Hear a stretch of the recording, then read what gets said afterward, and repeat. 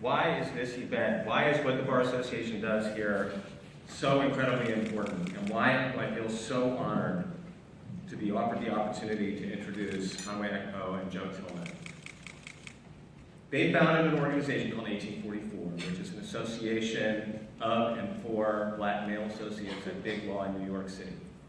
If you are a young black man possessed of a diploma and an offer from a firm like Debevoise or Sullivan and Cromwell or Davis Polk or Wilkie Farr, where I started my career, and you walked into this room, what would you see?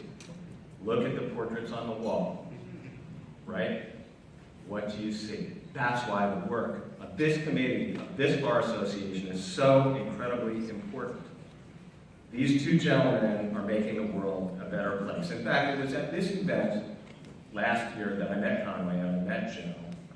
And I met some other tremendous people, some of whom are here. People who have become friends to me. Taya Grace, who's not here, I don't think. Mike Henry, who I know is here. Nate, and I met Conway and Joe, among others, and struck up a friendship and a relationship. Joe, I'll tell you just a little bit about him. Joe grew up in the not-so-pretty part of Los Angeles. You wouldn't know what to look at him because when I saw him, he was so impeccably well-dressed and well-spoken. He was a product of Exeter or Andover.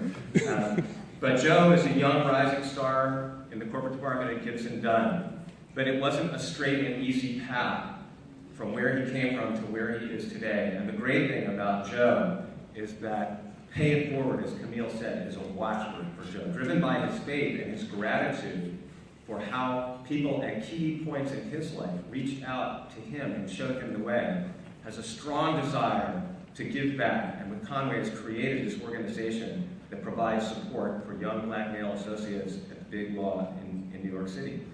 Conway himself, Conway's amazing. He's not quite as young as Joe. He's an experienced security engineer. His resume includes firms like Keller Herman, Riker Dancing in New Jersey, and most recently Hogan Lovells, all of which are sorry that they lost him because he's a dynamo.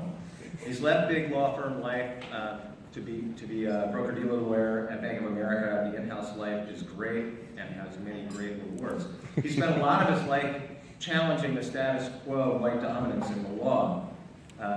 From the beginning, when he was in law school, in the Black Law Students Association securing permanent financing for the minority law groups, to more recently becoming a Council of Urban Professionals Fellow this year, Chair of Nigerian Lawyers Association, Garden State Young Lawyers Award winner. There are many things, and I'm not going to go through all of them because they're in your books and you can learn a little about these two amazing individuals. By the way, Joe, when we talked last year at this event, told me that he was in an online competition to get his student loans paid off. And he actually won. He's so charming that he harnessed the power of the media to win. So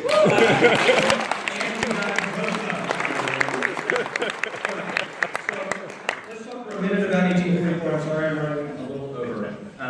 You know, with Barack Obama in the White House, Tensional running American Express, Ken Frazier, a black man at the head of one of the largest pharmaceutical companies. Ken is a good name for black men in corporate America. Roger Ferguson at TF many prominent African Americans in the news and our headlines and columns. You might think that we are in post-racial America and that the experience of young black men in law firms in New York City is just like the experience that I had when I went there, calling myself, by the way, Arthur, and Ari, which is my given name. But I can tell you assuredly, just talk to the people in this room and you will know it is not, okay?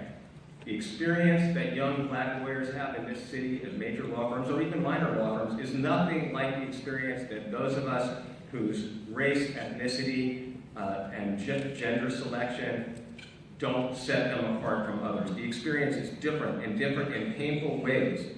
Ways that make smart, talented young professionals ponder the irony of having devoted themselves to a career of justice and fairness. That experience can be frustrating, it can be demoralizing, especially if you feel compelled to deal with it alone. But Conway and Joe are not wired that way. As Conway says, you gotta find a way. They refuse to accept the status quo, and they realize that the many black men in New York's major law firms could help themselves by helping each other. And 1844 was born. an association of and for Black male associates that would provide them with community to share common experience, where their frustrations could be aired, their successes celebrated, and where they could provide support, if you'll excuse the phrase, and make their own old boy network. Today, scores of Black associates working their way up the law firm world have 1844 as a resource to provide sanity in a crazy world, to provide wisdom and humor when shit isn't funny. I'm